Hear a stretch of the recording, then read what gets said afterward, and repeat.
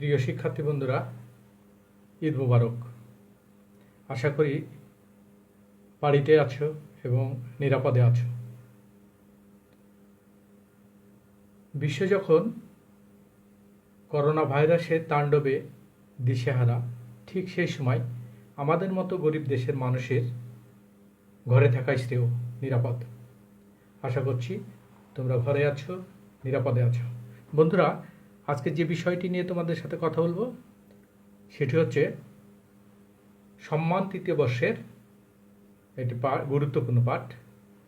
সে পাঠটির সাথে আগে পরিচয় করে দেব, দেন আমি পর্যায়ক্রমে এটা আলোচনা শুরু করব। গবেষণা পদ্ধতি ও পরিসংখ্যান পাঠটির সাবজেক্ট কোড হচ্ছে 23, 19, 13। সাবজেক্টের ইংরেজি নাম রিসার্চ ম্যাথোডোলজি অ্যান্ড স্ট্যাটিস্টিক্স। লক্ষ্য করো বন্ধুরা, লক্ষ্য করলে দেখতে পাবা যে পাঠটি দুইটি অংশ আছে।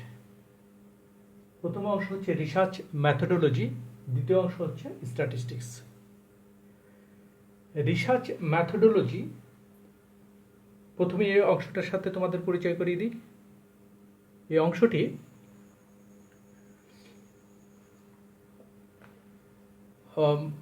দুটি শব্দ নিয়ে গঠিত। প্রথম শব্দ হচ্ছে রিসার্চ। এই রিসার্চের আবার দুইটি অংশ আছে, রি এবং সার্চ। রি শব্দটার অর্থ হচ্ছে আবার বা পুনরায় বা বারবার। সার্চ শব্দের অর্থ হচ্ছে দেখা বা খোঁজ করা বা অনুসন্ধান করা। তাহলে অর্থ দাঁড়ালো কি? পুনরায় অনুসন্ধান করা বা পুনরায় খোঁজ করা। কিসের অনুসন্ধান করবে? সত্যের অনুসন্ধান। বারবার সত্যের অনুসন্ধান করবে, খুঁজবে। দ্বিতীয় অংশ আছে মেথোডোলজি, অর্থাৎ পদ্ধতি, অর্থাৎ গবেষণাটা কোন পদ্ধতি হতে হবে তারই দিক নির্দেশনা, তারই শিক্ষা দিবে রিসার্চ মেথোডোলজিতে। কেন? তোমরা জানো আমাদের বিজ্ঞানটাই হচ্ছে গতিশীল বিজ্ঞান, রাষ্ট্রবিজ্ঞান। এটা আবার আমাদের সামাজিক বিজ্ঞানের একটা পাঠ। সামাজিক বিজ্ঞানের পাঠ হওয়ার কারণেই আমরা সমাজস্থ মানুষেরা, একই সাথে আমরা সামাজিক জীব এবং রাজনৈতিক জীব। আর সামাজিক জীব এবং রাজনৈতিক জীব হওয়ার কারণে আমাদের আচার আচরণ, আমাদের অভ্যাস স্থান কাল পাত্রভেদে পরিবর্তনশীল। ঠিক রাষ্ট্রীয় কাঠামোও তেমনই পরিবর্তনশীল। আর পরিবর্তনশীল হওয়ার কারণেই একই পদ্ধতি আমরা বিভিন্ন জায়গায় কাজে লাগাতে পারি না। অর্থাৎ একটা অনুসন্ধান কাজ চালাতে গিয়ে আমি একই পদ্ধতি বিভিন্ন জায়গায় লাগাতে পারি না। যেমন ধরো যে আমাদের কলেজটি যে এলাকায় অবস্থিত, আমি যদি কোনো একটি বিষয়ের উপর অনুসন্ধান কাজ চালাই, তাহলে এই এলাকায় যে মেথডটি আমরা প্রয়োগ করতে পারবো, প্রয়োগ করে যে আশানুরূপ ফল পাবো, আমি পার্শ্ববর্তী এলাকা আমাদের ছোট বনগ্রাম, সেখানে একই মেথড প্রয়োগ হবে না। কারণটা হচ্ছে দুই এলাকার মধ্যে পার্থক্য আছে, ফারাক আছে। এই অভিজাত এলাকার স্ট্যাটাস এবং সেখানকার স্ট্যাটাস আলাদা। এইখানকার মানুষের সচেতনতা, শিক্ষা এবং সেইখানকার মানুষের সচেতনতা, শিক্ষা আলাদা আছে। সুতরাং আমাদেরকে শিখিয়ে দিবে আমরা যে সামাজিক গবেষণা চালাবো, সামাজিক অনুসন্ধান চালাবো, কোনো গবেষণা চালাতে যে আমরা তথ্য সংগ্রহ করব বা অনুসন্ধান চালাবো, চালাতে গিয়ে কোন মেথডটি আমি প্রয়োগ করব, অবস্থা ভেদে কোন মেথডটি প্রয়োগ করব তার শিক্ষা দিয়ে দেবে আমাদের রিসার্চ ম্যাথোডোলজি। রিসার্চ ম্যাথোডোলজি এই বিষয়টি নিয়ে আমি অতটা আলোচনা করছি না, সময় পেলে পরে করব। কিন্তু এই বিষয়টি উপর আমি কয়েকটি প্রশ্ন দিয়েছি আমাদের অধ্যক্ষ মহোদয়ের নির্দেশনার কারণে, আমি অনলাইনে দিয়েছি। সেগুলো নিশ্চয়ই তোমরা পেয়েছো এবং এই অংশ থেকে যে প্রশ্নগুলো হয় সেইগুলো তোমরা বাড়িতে পড়েও পরীক্ষার জন্য প্রস্তুতি নিতে পারবা। সময় পেলে আমি পরে আলোচনা করব। আমার মূল আলোচনাটা থাকবে স্ট্যাটিস্টিক্স, পরিসংখ্যান, যে বিষয়টির সাথে আমাদের ম্যাথামেটিক্যাল কিছু টার্ম জড়িয়ে আছে, যেইটাকে ভালো করলে আমরা পরীক্ষায় আশানুরূপ রেজাল্ট পেতে পারি, সেই বিষয়টি নিয়ে আমি পরিষ্কার করব। তো স্ট্যাটিস্টিক্সের বাংলা হচ্ছে পরিসংখ্যান। পরিসংখ্যান নিয়ে আলোচনা করার আগে ছোট্ট করে একটু ইতিহাস জানা দরকার। আজ থেকে ৬,০০০ বছর আগে, ৬,০০০ বছর আগে মিশরীয়রা সর্বপ্রথম তাদের শাসকেরা জমির পুনর্বন্টনের কাজে প্রথমবারের মতো অভিযান চালায়। কতদিন আগে? আজ থেকে ৬,০০০ বছর আগে। ৬,০০০ বছর আগে জরিপের মাধ্যমে তারা প্রথম স্ট্যাটিস্টিক্সের গোড়াপত্তন করে।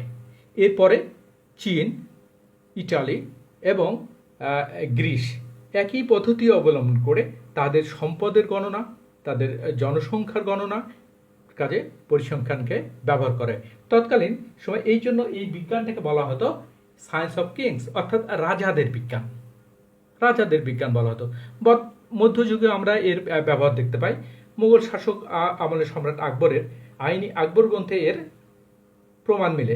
আর আধুনিক কালে তো বলার অপেক্ষা রাখে বন্ধুরা, আমাদের প্রত্যেকটা ক্ষেত্রে আমাদের যে রাষ্ট্রটা এখন যে চরিত্র ধারণ করছে, যে কাঠামো ধারণ করছে, আমরা কল্যাণমূলক গণতান্ত্রিক রাষ্ট্র পেয়েছি, তারপর বিংশ শতাব্দীতে আমরা কল্যাণমূলক রাষ্ট্র পেয়েছি, তার পরবর্তীতে আমরা এখন একটা গুড গভর্নেন্সের মতো একটা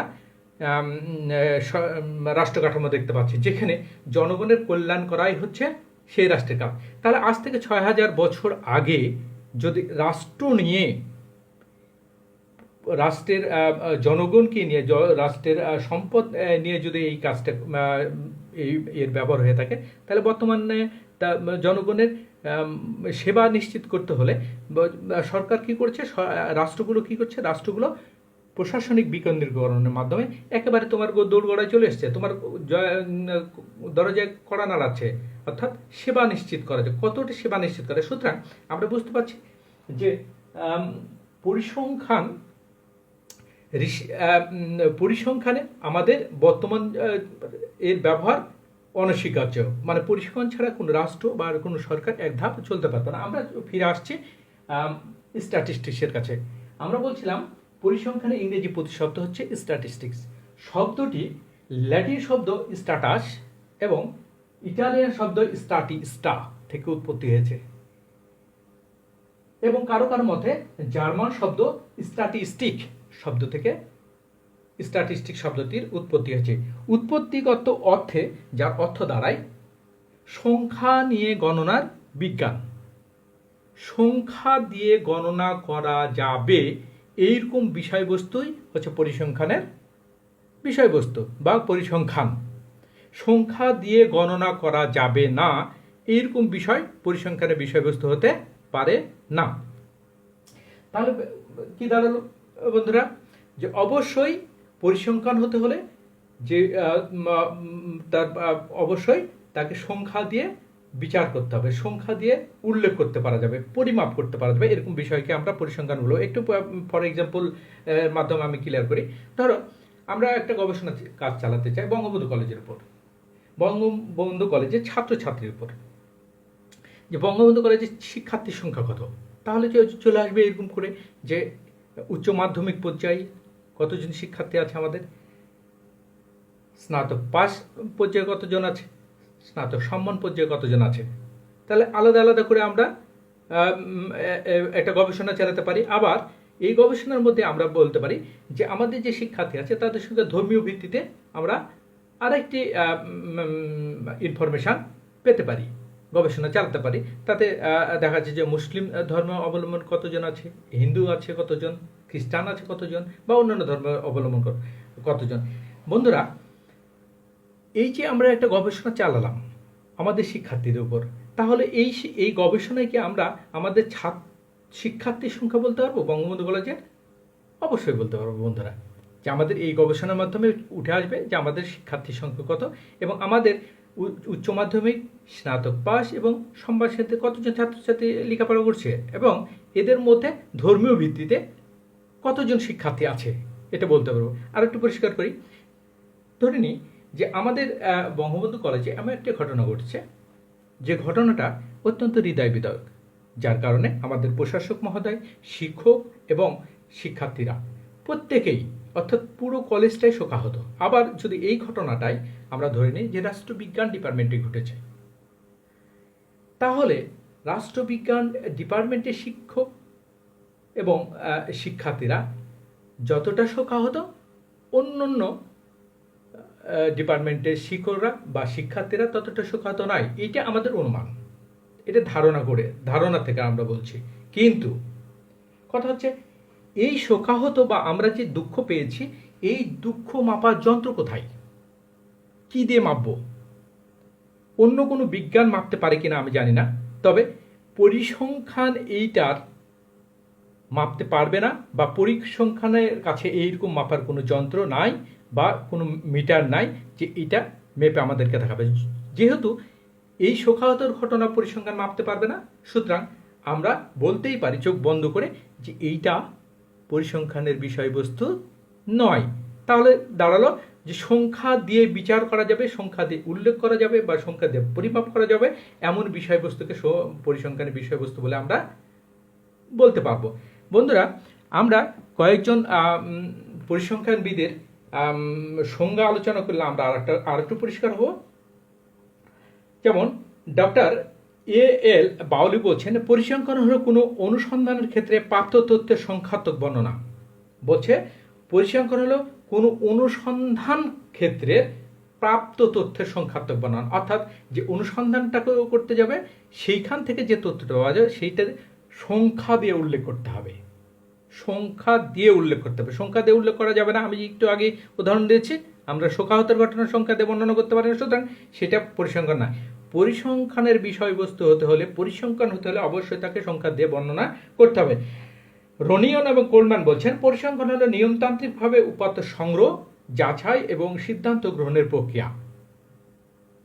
তাহলে নিয়মতান্ত্রিক উপায়ে উপাত্ত সংগ্রহ করবে, এগুলো যাচাই করবে এবং সিদ্ধান্ত গ্রহণ করবে সংখ্যাত্মকভাবে।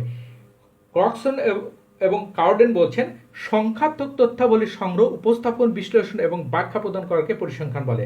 তাহলে বিষয়টা কি দাঁড়ালো বন্ধুরা? বিষয়টা এইরকমই দাঁড়ালো যে কোনো অনুসন্ধান কাজ চালাতে গিয়ে তথ্য সংগ্রহ করব, তথ্যগুলো বিচার বিশ্লেষণ করব, তথ্যগুলো ব্যাখ্যা করব, তথ্যগুলো উপস্থাপন করব সংখ্যাত্মকভাবে। যদি সংখ্যাত্মকভাবে উপস্থাপন করতে না পারা যায় তাহলে সেটা পরিসংখ্যান হবে না। অবশ্যই সংখ্যাত্মকভাবে তাকে উপস্থাপন করার স্কোপ থাকতে হবে, তাহলে এটাকে আমরা পরিসংখ্যান বলতে পারবো। বন্ধুরা, খুব ছোট করে যদি আমরা বলতে চাই তাহলে এইভাবে বলতে পারি, কোনো ঘটনা বা বিষয়ের সংখ্যাত্মক বর্ণনাই হচ্ছে পরিসংখ্যান। সংখ্যা দিয়ে বর্ণনা করা যাবে এরকম বিষয়বস্তু হচ্ছে পরিসংখ্যান। আশা করি বন্ধুরা আমি রিসার্চ ম্যাথোডোলজি সামান্য অল্প করে হলেও আমি তোমাদের বোঝাতে পেরেছি, এবং স্ট্যাটিস্টিক্স অর্থাৎ পরিসংখ্যান বিষয়টা কি তা বোঝাতে পেরেছি। বন্ধুরা, আমাদের স্বল্পতার কারণে ক্লাসগুলো খুব ছোট ছোট হবে, 15 মিনিট, 18 মিনিট, 20 মিনিটের উপর যাবে না, এর মধ্যে সারতে হবে। আমাদের যান্ত্রিক স্বল্পতা আছে, যান্ত্রিক ক্যাপাবিলিটির স্বল্পতা আছে, যার কারণে এইরকমটা হবে। তবে আমাদের ক্লাসগুলো এইভাবে যাবে। বন্ধুরা, আজ তাহলে এই পর্যন্ত। পরবর্তী ক্লাসে আবারও দেখা হচ্ছে তোমাদের সঙ্গে। ততক্ষণ তোমরা ঘরে থাকবা, সুস্থ থাকবা, নিজেকে সুস্থ রাখো, তোমার পরিবারকে সুস্থ রাখো, দেশকে সুস্থ রাখো। ধন্যবাদ সবাইকে।